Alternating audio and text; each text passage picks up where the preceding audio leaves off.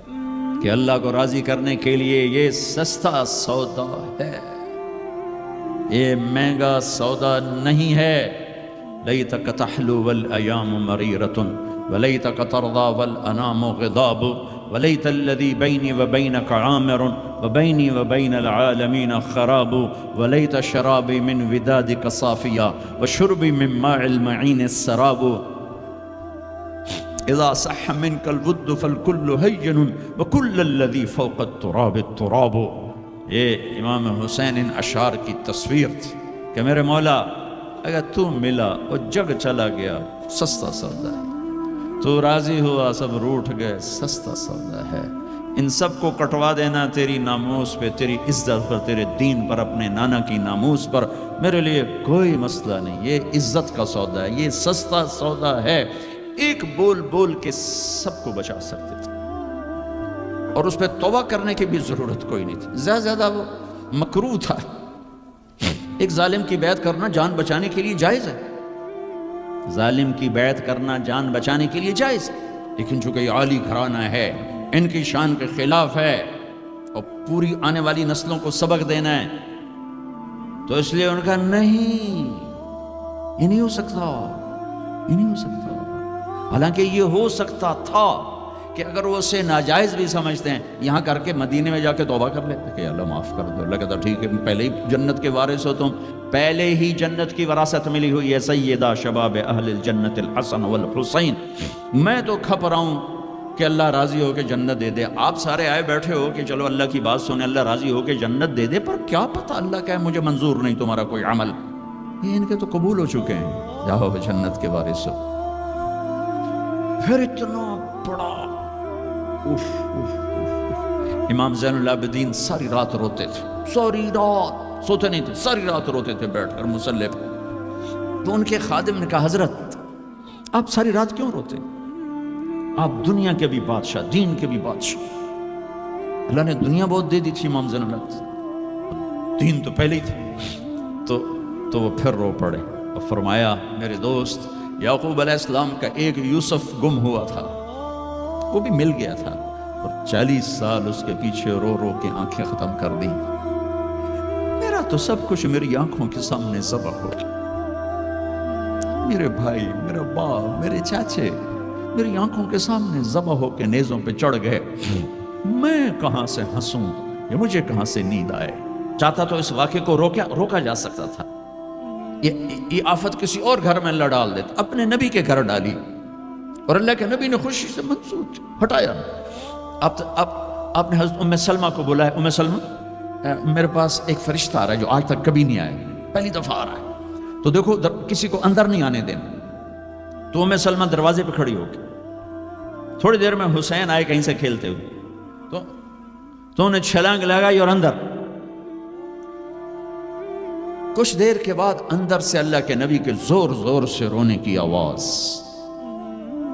ام سلمہ رہ نہ سکی، بھاگ کے اندر گئیں، دیکھا تو آپ نے حضرت حسین کو یوں سینے سے لگایا ہوا تھا، اور ایسے زور سے اپنے سینے کے ساتھ لگایا ہوا تھا، اور پھوٹ پھوٹ کے رو رہے تھے۔ بچوں نے کی پتا میرا نانا کیوں روئی جاتا، اب پھوٹ پھوٹ کے رو رہے تھے، آپ کی ہچکیوں کی آواز تھی۔ ام سلمہ نے پوچھا میرے ماں باپ قربان آپ کیوں رو رہے؟ کہ ام سلمہ یہ جو فرشتہ آیا ہے یہ مجھے خبر دے کر گیا کہ میرے اس نواسے کو میری امتی ذبح کر دی، مجھے مٹی دکھا کے گیا جہاں اس کا خون گرے گا، اگر میرے نبی ہاتھ اٹھا دے تو اللہ ہٹا دیتا یہ قربانی، ہاتھ نہیں ہٹائے، ہاتھ نہیں اٹھائے، تمہارے لیے ہاتھ اٹھائے، اولاد کے لیے نہیں اٹھائے، کہ ان کی قربانیوں کو اپنے دین کے لیے کھاد بنا دیا، ان کے خون کو اپنے دین کا پانی بنا دیا، ان کی بوٹیوں کو اپنے دین کی کھاد بنا دی، اپنے گھر میں رکھی قربان، ہمارے لیے مانگا ہے 12 ربیع الاول 633 عیسوی 7 جون 11 ہجری جانے کا دن ہے، ملک الموت آتا ہے، باہر کھڑا ہو جاتا ہے، جبریل اندر آتا ہے، یا رسول اللہ موت کا فرشتہ دروازے پر ہے، اندر آنے کی اجازت چاہتا ہے۔ کیا دربار رسالت ہے جہاں موت کا فرشتہ پوچھ کے آئے آپ نے کہا بلاؤ، اندر آپ نے کہا السلام علیکم یا رسول اللہ، سلام کیا، یا رسول اللہ میں نے کبھی کسی کو سلام نہیں کیا، پہلی دفعہ آپ کو کر رہا ہوں۔ پھر کہنے لگا کبھی کسی سے پوچھا نہیں، آپ کے بارے میں اللہ نے فرمایا تھا پوچھ کے اندر جانا، بن پوچھے نہ جانا۔ اور کبھی کسی کو اختیار نہیں دیا، آپ کو اللہ نے فرمایا کہ میرے حبیب آنا چاہیں تو لے آنا، ٹھہرنا چاہیں تو چھوڑ کے آ جانا۔ اس کو یہاں چھوڑ کر اس سے پہلے کا پورا سنو۔ اشراق کے بعد آپ نے اپنی ساری بیگمات کو بلا لیا، سب کو سکون سے مل کے رخصت کر دیا۔ پھر تھوڑی دیر بعد اپنی بیٹی فاطمہ کو بلایا اور ان کو ملے سکون سے رخصت کیا، بلکہ ان کے کان میں کہا بیٹی آج میں جا رہا ہوں۔ وہ رونے لگی تو کہا رو نہیں، سب سے پہلے تو مجھے آ کے ملے گی۔ 6 ماہ بعد انتقال ہو گیا۔ پھر اپنے داماد علی کو بلایا، ان کا سر اپنی گود میں رکھا، ان کے سر پہ ہاتھ پھیرا، کمر پہ ہاتھ پھیرا، اور ان کے لیے دعائیں دیتے رہے آہستہ آہستہ، لہذا پتہ نہیں کیا دعائیں دیں۔ ان کو رخصت کیا خاموشی کے ساتھ، سکون کے ساتھ۔ آخر میں حسن حسین کو بلایا۔ آپ کی مستقلات حسن کو سیدھے ہاتھ پہ اٹھاتے تھے، حسین کو الٹے ہاتھ پہ اٹھاتے تھے۔ حسین 6 سال کے ہیں، حسن 7 سال کے۔ جو ہی یوں لیا وہیں آنکھوں سے آنسو شروع، ٹپ ٹپ ٹپ ٹپ ٹپ ٹپ ٹپ ٹپ۔ ایک کو زہر میں تڑپتا دیکھ لیا، ایک کو ذبح ہوتے نیزے پہ چڑھتے دیکھ لیا ہوگا۔ آنسو نہیں رکے، بارش شروع ہو گئی۔ بیویوں کو دیکھ کے نہیں روئے، بیٹی کو دیکھ کے نہیں روئے، داماد کو رخصت کر کے نہیں روئے۔ بچوں کو فرمایا یہ میرے 2 پھول ہیں دنیا میں، یہ میری آنکھوں کی ٹھنڈک ہیں، یہ میرے جنت کے پھول ہیں۔ جو ہی یوں لیا وہیں آنسو، یہیں ہاتھ اٹھا دیتے، یا اللہ یہ میں کیا دیکھ رہا ہوں، ایک زہر میں تڑپ رہا ہے، ایک کے جسم پہ گھوڑے دوڑ رہے ہیں، یہ میں کیا دیکھ رہا ہوں۔ تو اللہ ہٹا دیتا، ہاتھ ہی تو اٹھانے تھے میرے نبی نے، لیکن اپنی 14 صدی بعد آنے والی امت سامنے تھی کہ انہوں نے کیا کچھ کرنا ہے، ان کے لیے حجت قائم کرنی تھی کہ مجھ سے زیادہ تم پہ دکھ ہے، میرے بچوں سے زیادہ تم دکھی تھے، میری اولاد سے زیادہ قیمتی تمہاری اولاد تھی۔ چپ، خاموش، کچھ نہیں کہا، دیکھا اور رخصت کر دیا۔ یا رسول اللہ، اللہ نے کہا ہے آنا چاہیں تو لے آنا، رہنا چاہیں تو واپس آ جاؤ۔ تو آپ نے فرمایا میں کہوں تو میری جان نکالو گے؟ کہا جی۔ تو آپ نے جبریل کو دیکھا، جاؤں یا رہ جاؤں؟ تو جبریل نے کہا یا رسول اللہ، اللہ آپ کی ملاقات کے شوق میں۔ واہ یا رسول اللہ، واہ یا حبیب اللہ، واہ یا نبی اللہ۔ میرے نبی نے یہاں ایک سوال اٹھایا کہ جبریل واپس جاؤ، اللہ تعالیٰ سے پوچھ کے آؤ میرے بعد میری امت کے ساتھ کیا کر۔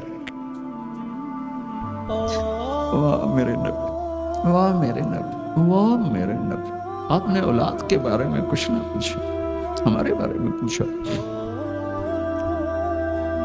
پوری امت کے ہاتھوں میں دوری دھار کا خنجر ہے، اور ہر خنجر نبی کے سینے میں اتر رہا۔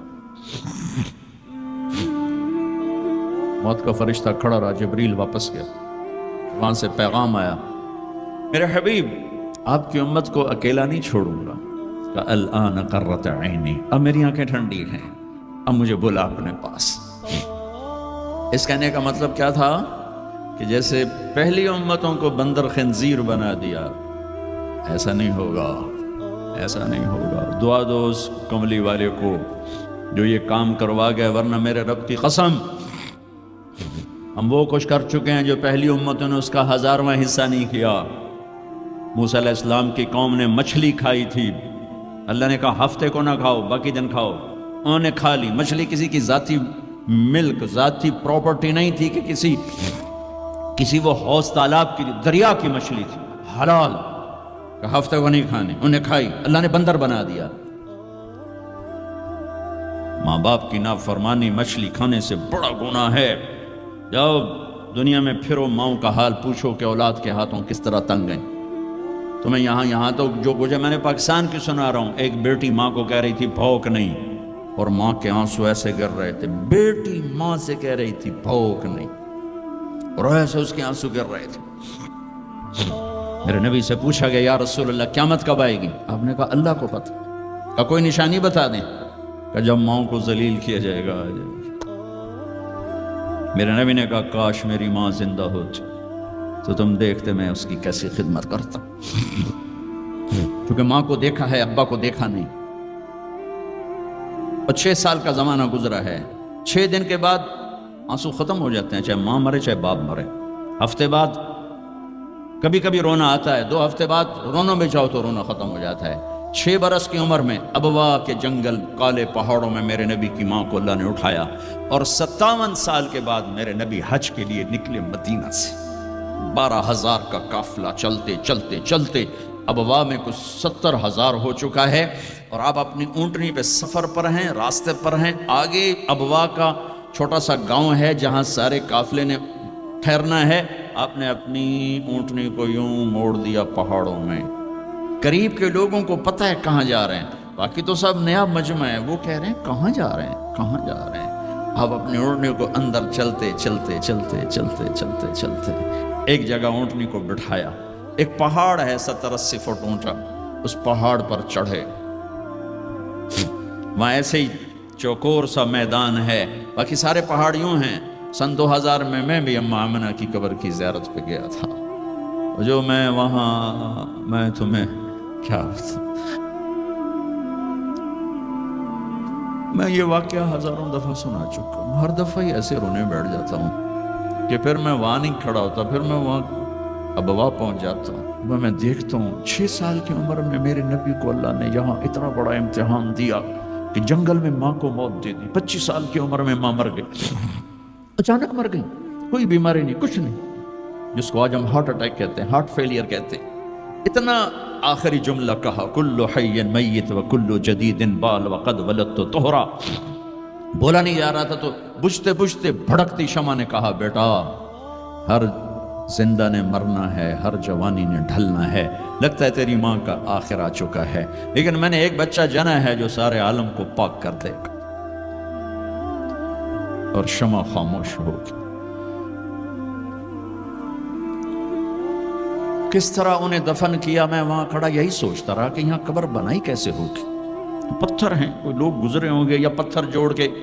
جب ام ایمن نوکرانی ساتھ ہیں، وہ ان کو لے کر نیچے اتری، اونٹنی کے قریب پہنچی تو آپ نے ہاتھ چھڑایا اور پھر بھاگے، پہاڑی پہ چڑھ گئے.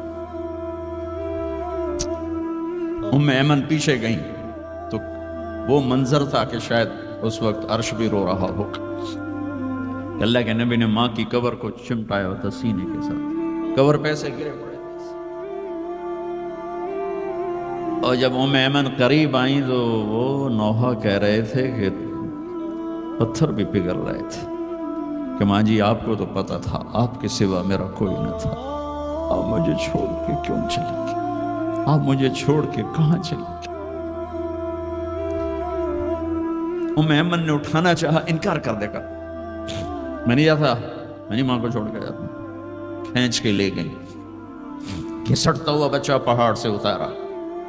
2 دن روتے روتے مکے کا سفر ہے، پھر کھانا بھی بند ہو گیا، پینا بھی بند ہو گیا، سوائے زمزم کے چند گھونٹ پانی کے سارا دن نہ کھاتے تھے نہ پیتے تھے، اکیلے بیٹھے رہتے، نہ ماں نہ باپ نہ بھائی نہ بہن.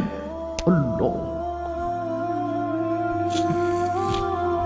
57 سال کے بعد ماں کی قبر پر پہنچے اور قبر کے سرہانے آ کر بیٹھے، گوڈے اوپر اٹھائے اور ہاتھ یہاں رکھے اور سر گوڈوں میں دے دیا، جیسے چھوٹے بچے رونے کی پوزیشن بناتے ہیں. یہ چھوٹی جگہ میں دکھا نہیں سکتا. اور پھر جو رونا شروع کیا، اتنا روئے کہ ساری داڑھی سارا سینہ آنسوں سے بھر گیا، جیسے کوئی معصوم بچہ، جیسے 6 سال کا محمد رو رہا صلی اللہ علیہ وسلم. اتنا روئے کہ وجود ہل گیا. اور پھر فرمایا کہ میں آگے نہیں جاؤں گا، میں رات یہیں رہوں گا. تم کیا جانو رشتے کیا ہوتے ہیں، تمہیں صرف پاؤنڈ گننے آتے ہیں. تم سے مراد میں بھی اور سارے بھی، کہ ناراض نہ ہو جاؤ، ساری امت کا یہی حال ہے۔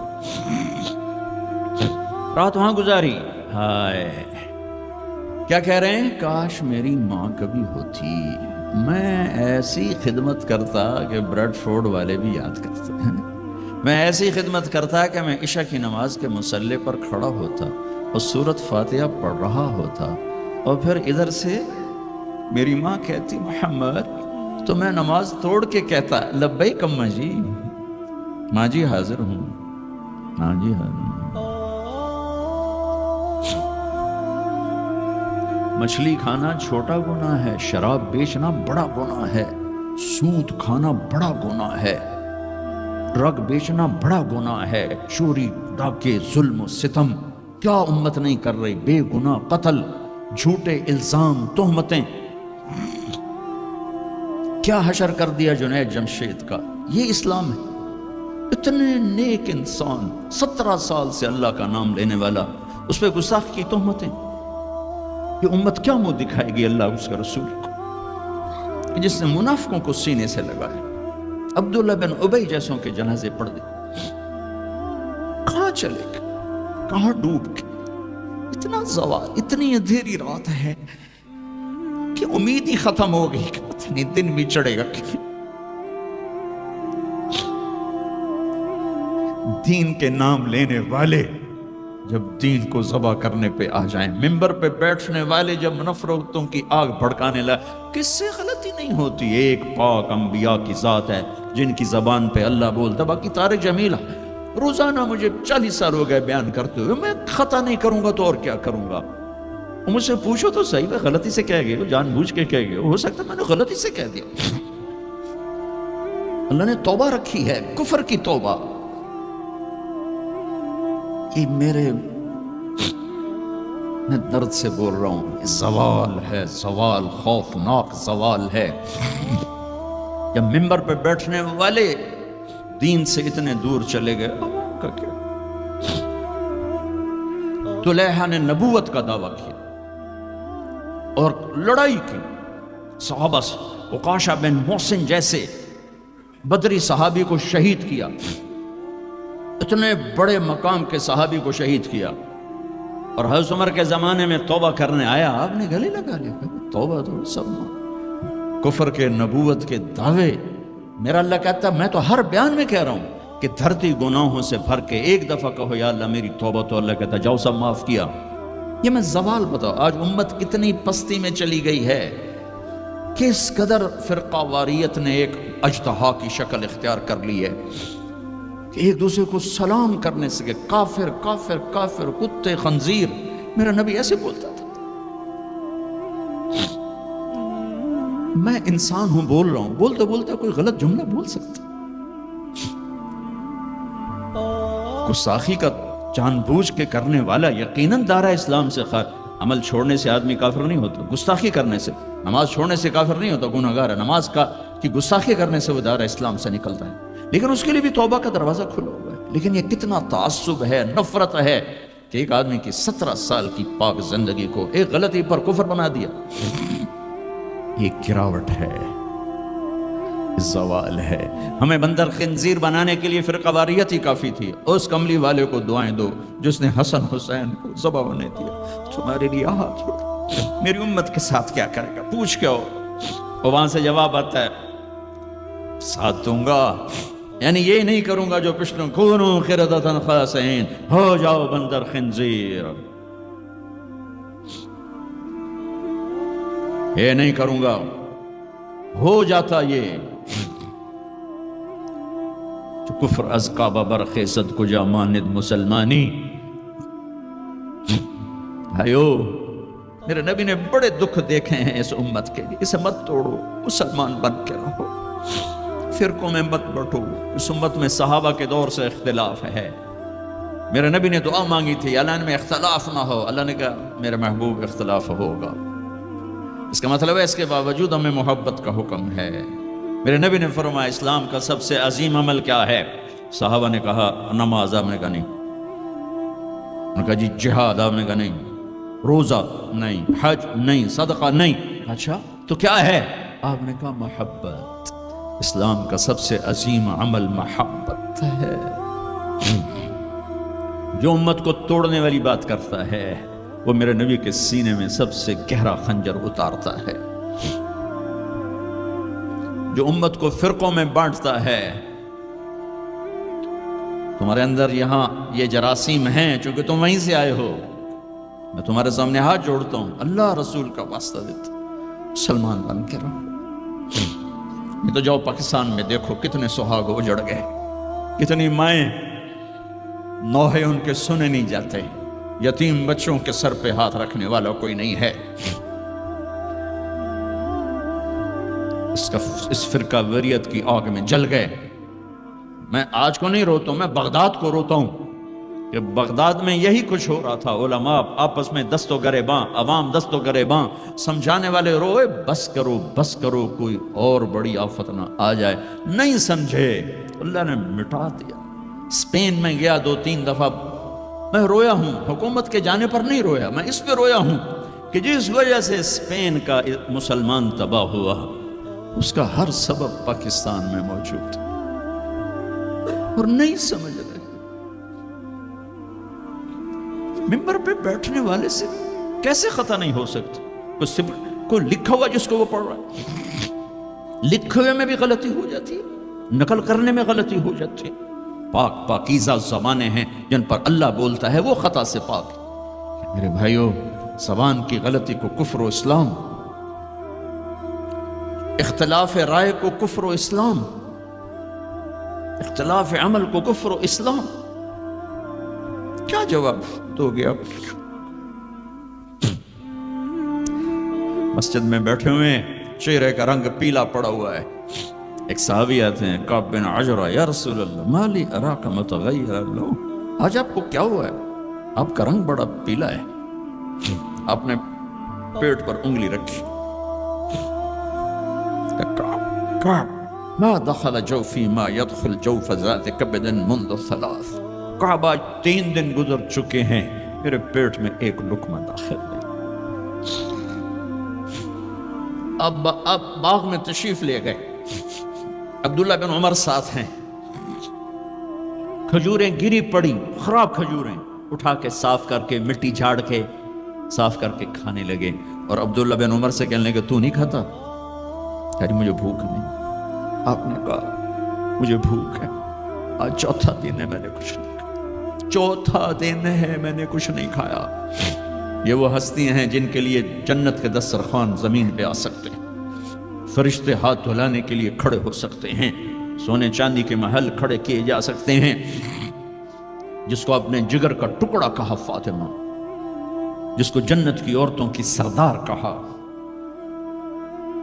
جن کا آسمان پہ فیصلہ کیا پھر زمین پہ ظاہر ہوا، آپ نے ممبر پہ کھڑے ہو کے فرمایا لوگو، جبریل میرے پاس اللہ کا پیغام لائے ہیں کہ میں اپنی بیٹی فاطمہ کو علی کے ہاتھ میں دے دوں۔ ان کے گھر تشریف لے گئے، وہ بیمار تھی، اب بیٹی میں اندر آ جاؤں؟ میرے ساتھ ایک عرب سردار بے عمران، عرض کہ یا رسول اللہ، میرے گھر میں تو کوئی بڑی چادر نہیں جس سے میں کوئی پردہ کر لوں، اسی طرح چادر ممبر تبھی بچھائی ہوئی۔ تو آپ نے اپنی چادر اندر کی، کہا بیٹا یہ لے لو میری چادر، باپ کی چادر سے اپنے جسم کو لپیٹا، آپ اندر آئے، پوچھا بیٹی سونا بیمار ہو کیا؟ تو باپ کو دیکھ کے رونے لگی، کہ یا رسول اللہ بھوک تو پہلے ہی تھی، اب بیماری بھی آ گئی ہے، 2 امتحانات، طائف کے پتھر کھا کے مسکرانے والا، احد پہاڑ میں دان توڑوا کے ثابت قدم کھڑا ہونے والا۔ بیٹی کے آنسوں نے موم کر دی اور آپ کی آنکھوں سے بے ساختہ آنسو آئے اور آپ نے ایسے گلے لگایا اور آپ بھی رونے لگی۔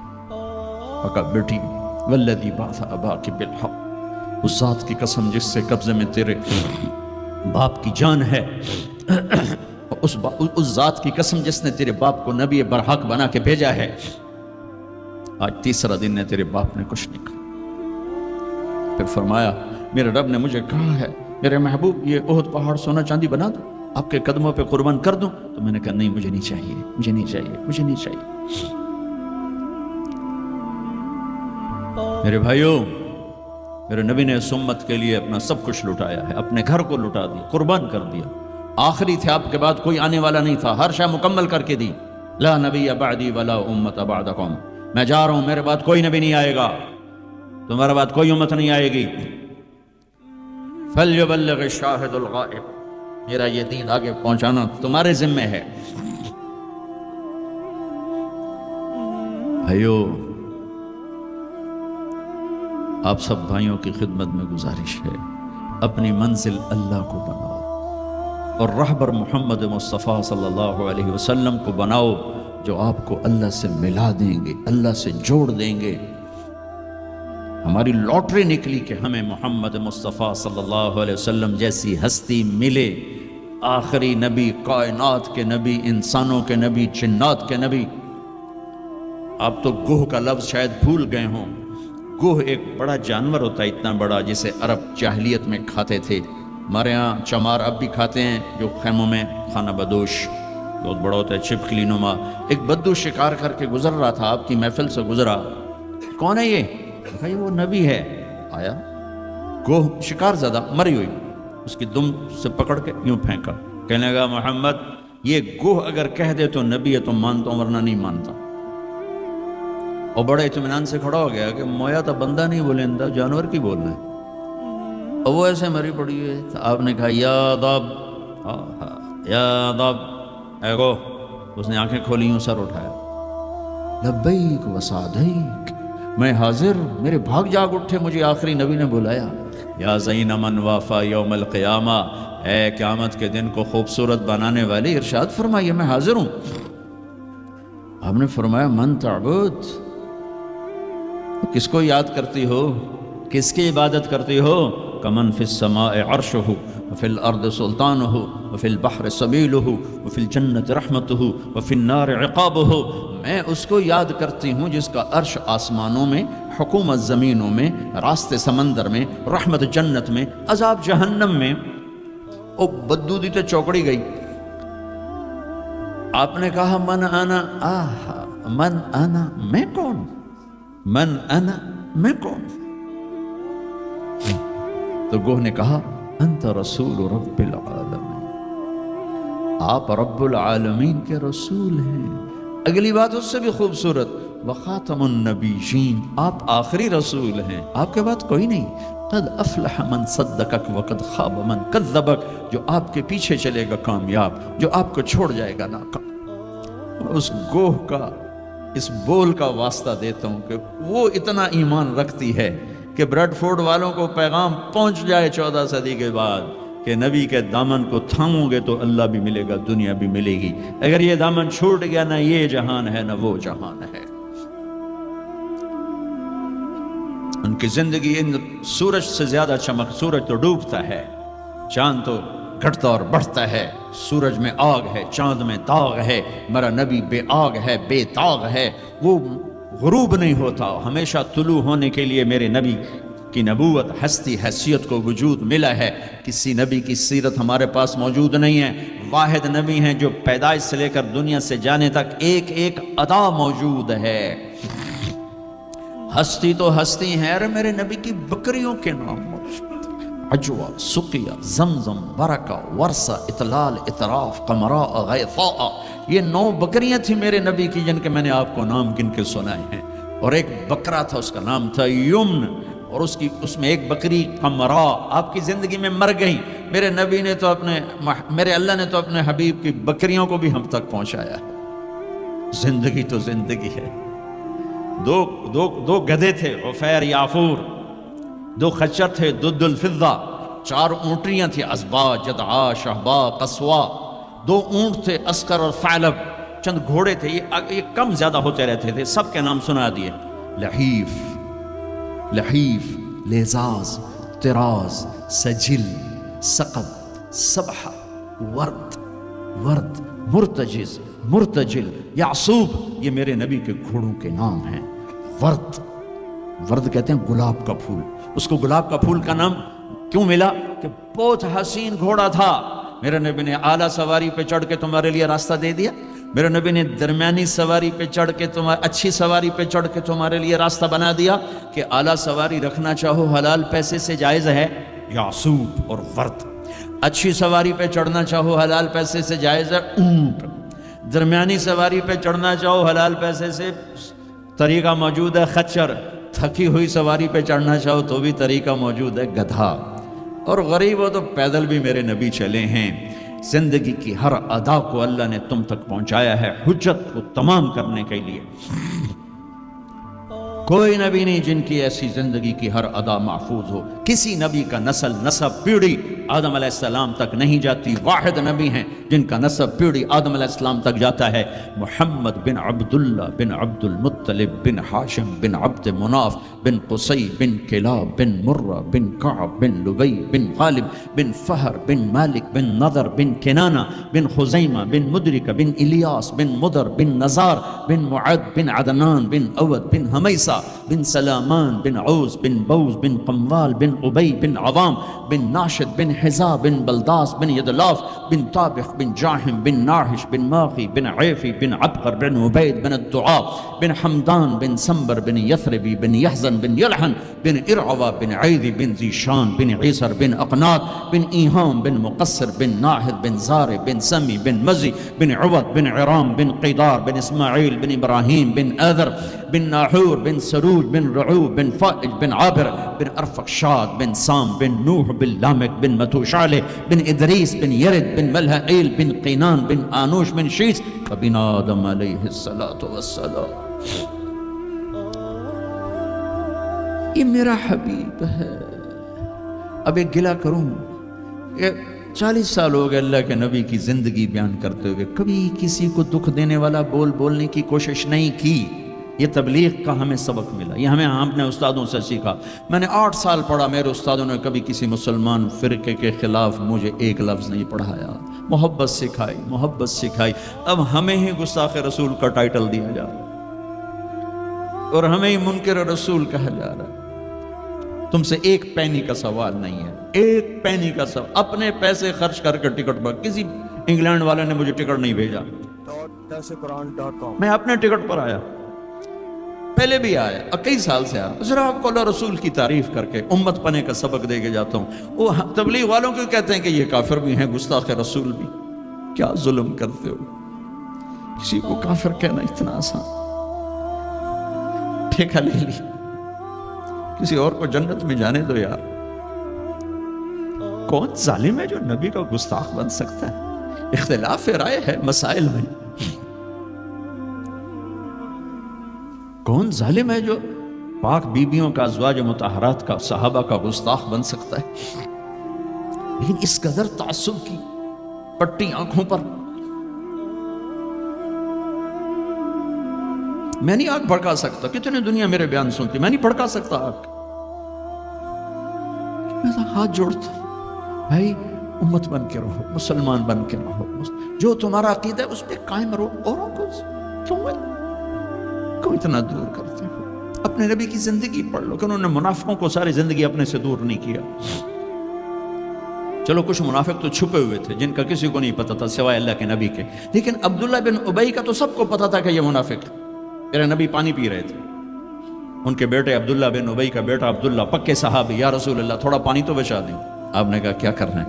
کہا اپنے باپ کو پلاتا ہوں شاید ایمان اندر آ جائے۔ تو آپ نے بچا ہوا پانی دے دیا، کہا ابا پانی پی لو۔ کیا ہے؟ کہ میرے نبی کا جھوٹا پانی ہے، پی لو۔ کہا کوئی پیشاب لیا وہ پی لوں گا، یہ نہیں پیتا۔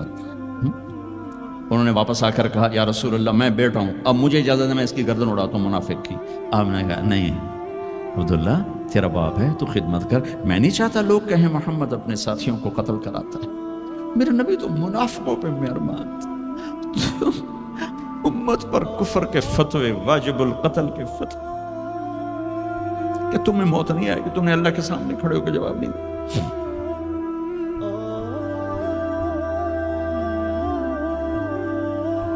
اور جس دن وہ مرا ہے ان کے بیٹے آ گئے، یا رسول اللہ میرے ابا کو کفن کے لیے کرتا دے دیں گے؟ ہم نے کہا ہاں دے دوں گے۔ یہ کون ہے جس نے اما عائشہ پہ تہمت لگائی تھی؟ یہ وہ آدمی ہے۔ سوچو صحیح، منافقت کو ایک طرف رکھ دو، سب سے پیاری بیوی، ایک صحابہ نے پوچھا یا رسول اللہ آپ کو سب سے زیادہ کس سے پیار ہے؟ آپ نے کہا عائشہ سے۔ بڑی محفل میں کہا، عرب میں اظہار محبت عورت کے ساتھ عیب تھا، لیکن آپ نے بڑی محفل میں کہا عائشہ سے۔ وہ گھبرا گئے، ان کو توقع نہیں تھی کہ یا رسول اللہ میرا مطلب ہے مردوں میں کس سے زیادہ پیار ہے؟ تو آپ سمجھ گئے کہ اس کو میرا جواب ہضم نہیں ہوا، تو آپ نے یہ نہیں کہا ابو بکر سے، آپ نے کہا عائشہ کے ابا سے سب سے زیادہ پیار ہے،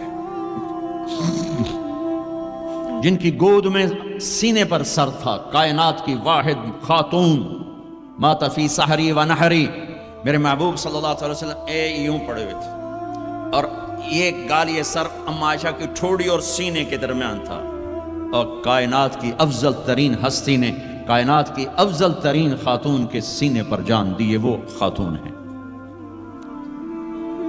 یوسف علیہ السلام پہ تہمت لگی، شہد شاہد من اہلہا، زلیخا کے عزیزوں میں ایک نے گواہی دی کہ یوسف سچے ہیں، زلیخا جھوٹی ہے۔ عیسیٰ علیہ السلام کی ماں پہ تہمت لگی تو عیسیٰ علیہ السلام نے اپنی ماں کی پاکیزگی کی گواہی دی کہ میری ماں پاکیزہ ہے۔ امت کی ماں عائشہ پہ تہمت لگی تو میرا اللہ خود گواہ بن کے آیا، میرے اللہ نے گواہی دی، اور سورہ نور میں 14 آیات اتاری، ان پہ تہمت لگائی، اتنا بڑا دکھ دیا کہ جس کی انتہا کوئی نہیں، اور آپ کہہ رہے ہیں دے دیتا ہوں۔ تم سوچو تو تمہاری بیٹی پہ تہمت لگا دے، تمہاری بیوی پہ تہمت لگا دے، پاکیزہ عورت پر، تم اسے قتل کرنے کے پیچھے پھرو گے یا کم از کم زندگی بھر کا بائی کاٹ کرو گے۔ یہ وہ خاتون ہیں جن کی پاکی کو بیان کرنے کے لیے اللہ گواہ بنا، قرآن گواہ بنا۔